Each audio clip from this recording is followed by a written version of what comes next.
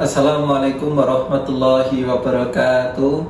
Perkenalkan, nama saya Irmanda Nur Afifan dengan NIM 049834459 UPBJJ Pekanbaru Riau. Di sini saya akan melaksanakan tugas praktek, yaitu tugas 1 mata kuliah ilmu filsafat. Saya akan menjelaskan beberapa materi yang menjadi tugas 1 di ilmu filsafat.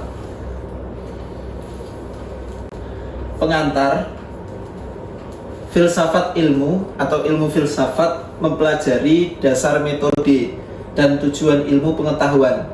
Kajian ini membantu kita memahami ilmu secara kritis, sistematis, dan bertanggung jawab. 3 pilar utama dalam ilmu filsafat yaitu ontologi, epistemologi, dan aksiologi. Kita akan bahas secara umum dari 3 pilar utama dari ilmu filsafat, yaitu ontologi, epistemologi, dan aksiologi. Oke, yang pertama kita akan membahas tentang ontologi. Ontologi membahas apa yang menjadi objek kajian ilmu dan hakikat realitas dari objek tersebut.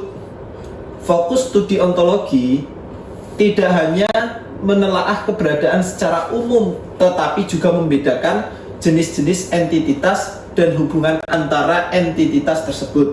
Beberapa konsep penting dalam ontologi meliputi kumparan, seperti entitas, objek, benda, atau konsep yang memiliki keberadaan baik konkret, manusia, hewan, tumbuhan, maupun abstrak, pikiran, ide, konsep, moral. Selain itu, selain entitas, dalam fokus studi ontologi juga dijelaskan hubungan, yaitu secara entitas berinteraksi atau saling mempengaruhi dalam kerangka realitas. Misalnya, hubungan manusia dengan alam atau ide-ide abstrak yang mempengaruhi tindakan manusia.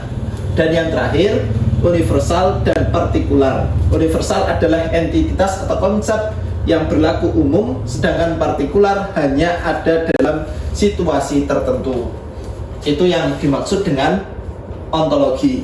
Adapun contoh ontologi biasanya diterapkan di biologi, mengkaji tentang makhluk hidup. Selanjutnya yang kedua. Yang kedua, kita akan membahas tentang epistemologi. Apa sih epistemologi? Yaitu membahas cara memperoleh ilmu, metode yang digunakan, dan cara menguji kebenaran. Biasanya kita singkat, dalam praktek ilmu filsafat ada observasi, eksperimen, wawancara, dan studi pustaka. Artinya, epistemologi tidak hanya membahas apa itu pengetahuan, tetapi juga bagaimana pengetahuan diperoleh, divalidasi, dan diverifikasi.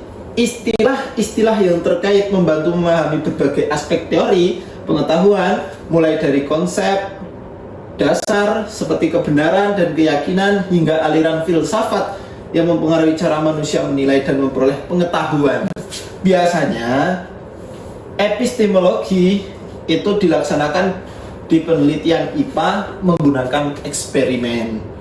Itu pengertian dari epistemologi. Selanjutnya, yang terakhir adalah aksiologi, nilai, etika, dan tujuan penggunaan ilmu. Pengertian aksiologi membahas nilai, etika, dan tujuan penggunaan ilmu dalam kehidupan manusia. Biasa kita singkat menjadi 3: etika, manfaat, dan juga tujuan. Aksiologi merupakan cabang filsafat yang mempelajari nilai dan prinsip kehidupan secara umum.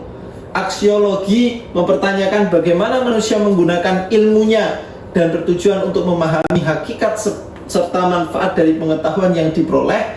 Menurut beberapa ahli, aksiologi juga dapat didefinisikan sebagai teori nilai yang berkaitan dengan kegunaan dan pengetahuan secara etimologis. Istilah ini berasal dari kata Yunani axios yang berarti layak dan logos yang berarti ilmu atau pengetahuan. Contoh aksiologi ini dipraktekkan di dalam ilmu kedokteran untuk menyembuhkan. Itu dalam filsafat aksiologi. Adapun keterkaitan ketiganya, tiga pilar ini, yaitu ontologi sebagai objek kajian, kemudian epistemologi cara memperolehnya, dan aksiologi nilai dan tujuan.